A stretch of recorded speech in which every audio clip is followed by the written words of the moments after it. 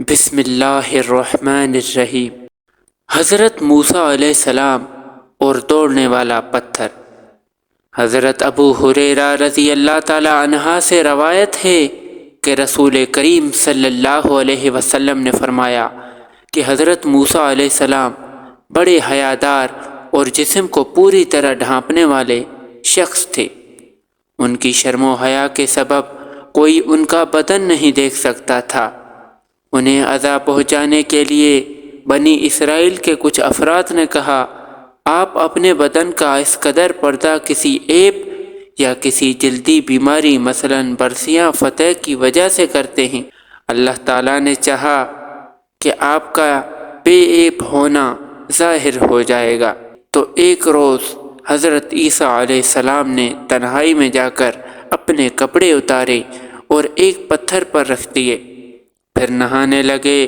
غسل سے فارغ ہو کر اپنے کپڑے لینے کے لیے آگے بڑھے تو پتھر نے ان کے کپڑے لے کر بھاگ اٹھا۔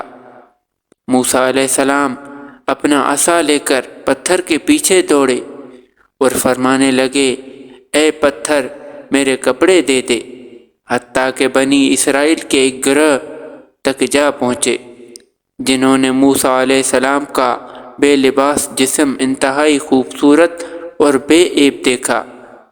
اس طرح اللہ تعالیٰ نے آپ کو ان کے لگائے ہوئے الزام سے بری فرما دیا۔ اس وقت پتھر ٹھہر گیا۔ آپ نے اپنے کپڑے پہنے اور پتھر کو اپنی عصا سے مارنے لگے۔ قسم ہے اللہ کی، موسیٰ علیہ السلام کے مارنے سے پتھر پر 3 یا 4 یا 5 نشان پڑ گئے۔ حضور صلی اللہ علیہ وسلم نے اس واقعے کو سنانے کے بعد فرمایا، اللہ کی قسم پتھر پر ان کے اس ضرب کے نشانات ہیں، 3 یا 4 یا 5۔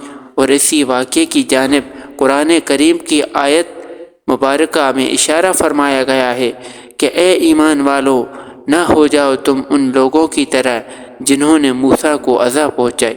پھر اللہ نے ان کی برات ظاہر فرما دی اس بات سے جو انہوں نے کہی، اور وہ اللہ کے نزدیک بہت صابر و جابر و حسن تھے۔ اگر آپ کو یہ ویڈیو پسند آئی، اچھی لگی تو ویڈیو کو لائک کر دیجئے گا، اور ایسی مزید ویڈیوز دیکھنے کے لیے اس چینل کو سبسکرائب کر کے بیل آئیکن کو پریس کر دیجئے گا۔